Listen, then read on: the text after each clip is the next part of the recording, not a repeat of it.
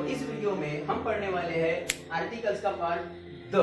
Articles जो कि definite article है द। इसके पहले की जो वीडियो है हमने उसमें इनडेफिनेट आर्टिकल यानी कि ए और एन पर पूरा फोकस किए हुए है, उस पर 2 वीडियो बनाए हैं और उसके बाद में ये जो द है उस पर ये पूरी कंप्लीट वीडियो होने वाली है। तो इस वीडियो को जरूर देखिएगा और अगर पुरानी हमारी वीडियोज अपने ए और एन वाले के दोनों पार्ट्स अगर नहीं देखे हैं तो वो भी जरूर देखिएगा, क्योंकि जिससे आपकी जो कंसेप्ट है ए और एन के टोटल यूज के लिए वो पूरी क्लियर हो जाएगी।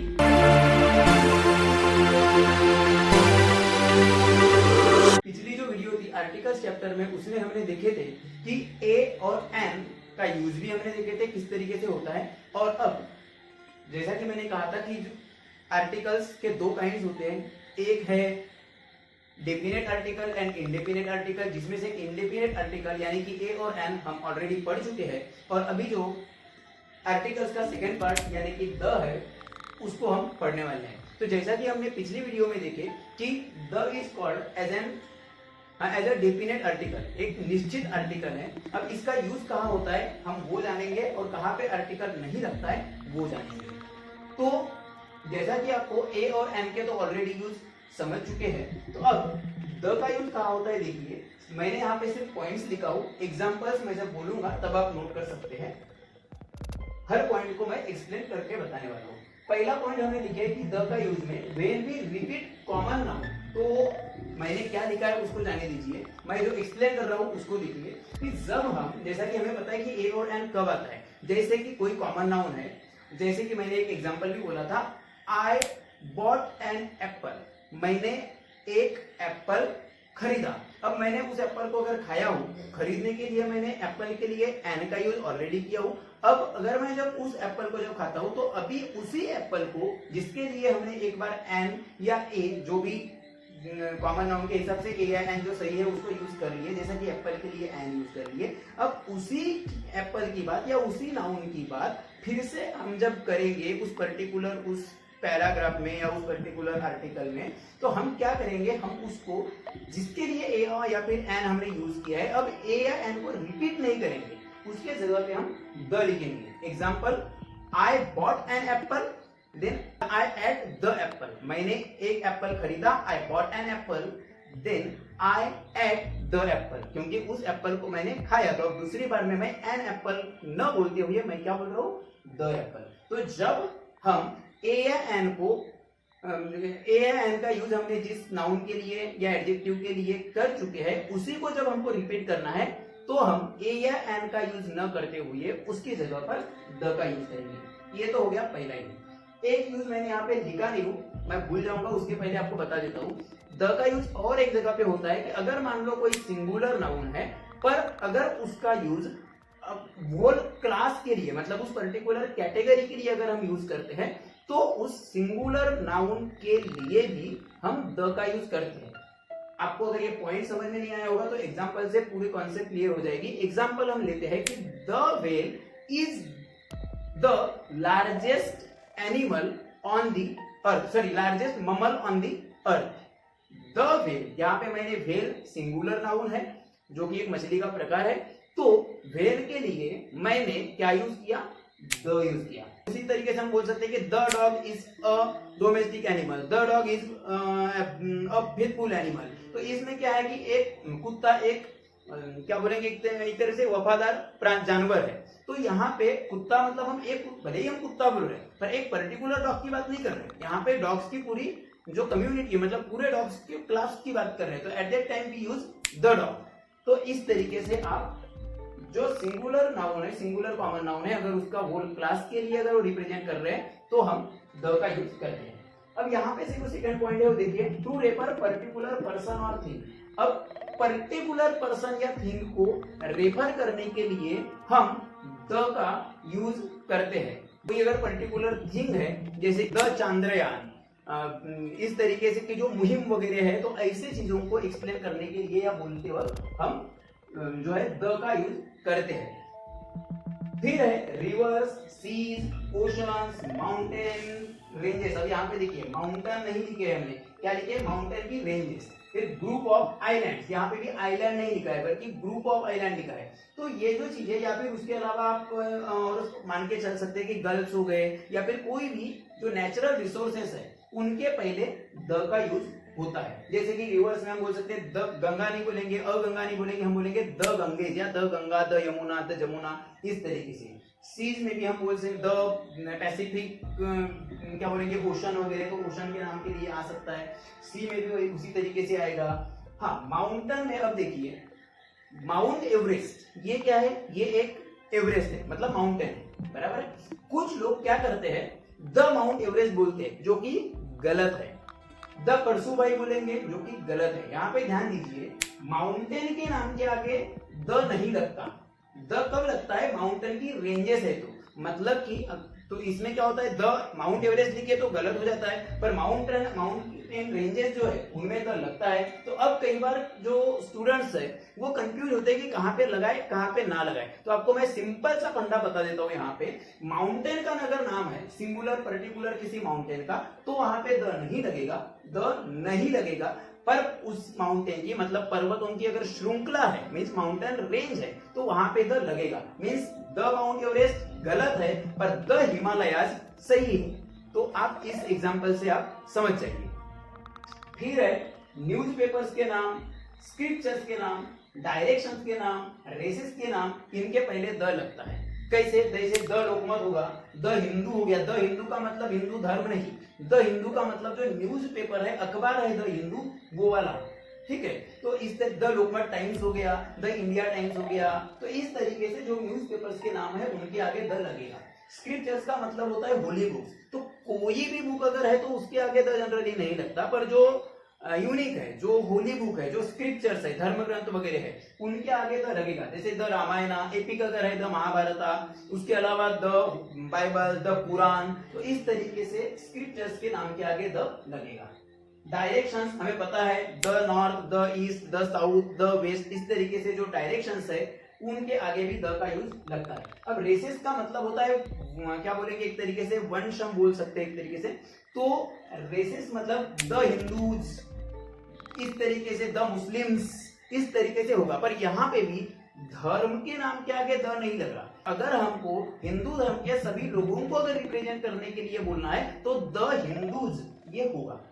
फिर है before adjective when the noun is considered. तो ये क्या है, देखिए, रिच एडजेक्टिव है, रिच मतलब अमीर, पुअर मतलब गरीब। अब एक तरीके से बोलेंगे the rich should help the poor. तो इस सेंटेंस में देखिए, रिच पॉजिटिव फॉर्म में है, पुअर भी पॉजिटिव फॉर्म में है, फिर भी हमने द का यूज किया है। तो इसका मतलब क्या है कि एक एडजेक्टिव को हमने लिए, रिच मतलब अमीर, दूसरा पुअर मतलब कि गरीब। पर यहाँ पे हम एक अमीर और एक गरीब की बात नहीं कर रहे। हमको अगर बोलना है कि अमीरों ने गरीबों की मदद करनी चाहिए, the rich should help the poor. तो यहाँ पे द रिच भले हमने सिंगुलर लिए है, पर उसका मतलब अमीर लोग है, ना कि अमीरी से है। उसका मतलब है अमीर लोगों से। तो अमीर लोगों ने गरीबों की मदद करनी चाहिए। द पुअर का मतलब फिर कोई भी गरीब, इस तरीके से उसका मतलब होगा। फिर है सुपरलेटिव डिग्री के आगे भी जो है, सुपरलेटिव डिग्री में भी हम द का यूज करते हैं। तो किस तरीके से, तो मैंने यहाँ पे जो एग्जांपल लिखा नहीं, पर मैंने आपको बताया था, the whale is the largest mammal on the अर्थ। तो इस सेंटेंस में आप देखिए, लार्जेस्ट जो फॉर्म है डिग्री का वो है क्या बोलेंगे, सुपरलेटिव डिग्री का फॉर्म। सुपरलेटिव डिग्री का रूल ही है कि सुपरलेटिव डिग्री का जो एडजेक्टिव है उसके पहले द का यूज होता है। तो उसी के तहत यहाँ पे सुपरलेटिव डिग्री में द आया है। अब कहां पे द नहीं लगता, या हम ये कहे कि कहां पे कोई भी आर्टिकल नहीं लगता, उस पर भी एक नजर घुमा देंगे। ओमिशन ऑफ आर्टिकल्स, कुछ चीजें है जहां पे आर्टिकल लगता ही नहीं, क्योंकि ये ए और एन कहाँ लग गया, आपको समझ में आ गया। द का यूज जनरली कहाँ होता है, मैंने आपको बता दिया। अब आर्टिकल्स का यूज कहाँ पे होता ही नहीं है, ऐसी भी चीजें देखिए। प्रॉपर नाउन, अब मेरा नाम राजेश है तो मैं द राजेश नहीं बोलूंगा। कोई भी प्रॉपर नाउन है, प्रॉपर नाउन मतलब किसी का भी जो नाम है, चाहे वो शहर का नाम हो सकता है, चाहे वो इंसान का नाम हो सकता है, किसी का भी प्रॉपर नाउन अगर है तो वहां पे द का यूज नहीं होगा। यहाँ पे द का यूज कहाँ होगा, मैं और एक चीज यहाँ पे मैंने लिखा नहीं हूँ, जो मॉन्यूमेंट्स है, स्मारक, the gateway of India, the Taj Mahal, वहां पे होता है। अब प्रॉपर, वो भी प्रॉपर नाउन है पर वो यूनिक है, वो मॉन्यूमेंट्स के नाम है, जैसे सीज वगैरह के रहते हैं उस तरीके से। तो जो यूनिक थिंग है उनके आगे द लगेगा। यूनिवर्सल ट्रूथ अगर है तो वहां पे भी द लगेगा, जैसे कि the earth, the moon, the sun, वहां पे भी द लगेगा। पर कहाँ नहीं लगेगा? हम लोगों के जो नॉर्मली नाम रहते हैं, लोगों के नाम जो प्रॉपर नाउन्स है, वहां पे द नहीं लगेगा। तो ये प्रॉपर नाउन के आगे द नहीं लगता। हाँ, अब continent, country, state, city, town, यहाँ पे जैसे द इंडिया नहीं होता, द एशिया नहीं होता, द महाराष्ट्र नहीं होता, द मध्य प्रदेश नहीं होता, the Gondia, the Mumbai, the Nagpur नहीं होता, और ना ही कोई टाउन होंगे तो टाउन्स के नाम, गाँव के नाम, उनके आगे भी द का यूज नहीं होता। पर यहाँ पे ध्यान दीजिए और एक चीज जो एक्सेप्शनल है, जो फिर से जैसे यहाँ पे माउंटेन रेंज वाले में मैंने आपको बताया था कि द एवरेस्ट नहीं होता पर द हिमालयाज होता है। तो उस तरीके से यहाँ पे भी कुछ चीजें हैं, वो ये कि जैसे कि हमने बोले कंट्रीज के नाम के आगे द नहीं लगता, ठीक है। तो अगर आप इंडिया की बात कर रहे हैं तो India is a country, India एक देश है, द इंडिया नहीं बोला मैंने। वैसे ही अमेरिका इज अ कंट्री, पर अमेरिका को ही मतलब कोई भी देश आप सिंगुलर फॉर्म में यूज कर रहे हैं तो द का यूज नहीं लगेगा, नहीं होगा। पर अगर वो देश ग्रुप है, ग्रुप ऑफ यूनियंस है, संघ है, जैसे कि द अमेरिका नहीं होगा पर द यूएसए या the United states of America होगा, द यूनाइटेड अरब एमिरात या फिर द यूएई होगा। द इंग्लैंड गलत है, द ब्रिटेन गलत है, पर द यूके सही है, द यूनाइटेड किंगडम सही है।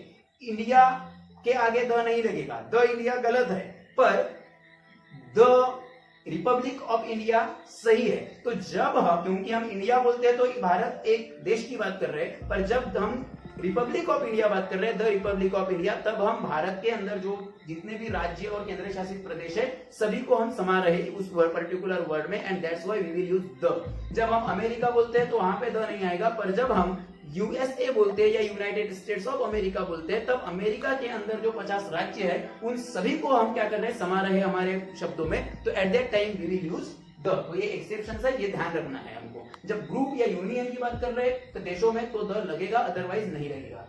इन द सेम वे देश के आगे द नहीं लगेगा पर देश के लोग के आगे द लगेगा। आई एम एन इंडियन, ठीक है, मैं एक भारतीय हूं, कहीं में से एक भारतीय हूं, तो मैंने आई एम एन इंडियन बोला। बट अगर हम सभी भारतीयों की अगर बात कर रहे हैं तो at that time we will use the Indians. The Indians बोल दिए तो वो प्लूरल फॉर्म में आ गया, मतलब भारत के लोग। अगेन ग्रुप की बात हो गई कहीं ना कहीं, तो यहाँ पे द इंडियंस जरूर होगा। द इंडिया गलत है, द रिपब्लिक ऑफ इंडिया सही है और द इंडियंस सही है। द हिंदू न्यूज़पेपर के नाम के लिए सही है पर धर्म के लिए गलत है, और द हिंदूज हिंदू धर्म के लोगों के लिए सही है। अब डे, मंथ्स, मतलब द संडे, द मंडे ऐसा नहीं होता। Today is a Sunday, today is a Monday, tomorrow is a Saturday, इस तरीके से ही जो भी मैं मतलब रैंडम डे के नाम ले रहा हूं तो वो इसी तरीके से होगा। This is February, this is August, इसी तरीके से बात करते हैं। महीने और दिन के नाम के लिए द का यूज या कोई भी आर्टिकल का यूज नहीं किया जाता। और उसी तरीके से लैंग्वेज और सब्जेक्ट्स के नाम के आगे द का यूज नहीं होता। तो we are learning English, we are studying English, हम द इंग्लिश नहीं बोल रहे हैं, बट द इंग्लिश चलता है। कब चलता है? इंग्लैंड या ब्रिटेन जो है वहां पे रहने वाले लोगों को द इंग्लिश मतलब इंग्लिश लोग बोलते हैं, तो वहां पे द इंग्लिश का मतलब द इंग्लिश पीपल मतलब कि इंग्लैंड के रहने वाले लोग। पर English we are studying only English मतलब इंग्लिश। तो इस तरीके से सब्जेक्ट या लैंग्वेज का नाम है तो वहां पे द नहीं आएगा। मैथमेटिक्स द नहीं आएगा, ठीक है। कोई भी सब्जेक्ट के नाम के आगे जनरली द का यूज नहीं होता, लैंग्वेज के नाम के आगे द नहीं होता। तो ये है कि कहाँ द का यूज होता है और कहाँ पे आर्टिकल्स ओमिट होते हैं मतलब यूज नहीं होते। तो उसकी एक बेसिक कंसेप्ट यही है। तो दोस्तों मुझे उम्मीद है कि आपको ये वीडियो पसंद आई होगी और आपकी जो कंसेप्ट है कि कहाँ पे आर्टिकल्स का ए और एन का अगर आपने पार्ट नहीं देखे हैं तो मैं डिस्क्रिप्शन बॉक्स में लिंक दे दूंगा और द का यूज तो आपको पूरा समझ में आ गया होगा। अगर आपको ये वीडियो पसंद आई है तो प्लीज इस वीडियो को लाइक जरूर कीजिएगा, कमेंट करना मत भूलिएगा और इस वीडियो को ज्यादा से ज्यादा शेयर करना मत भूलिएगा।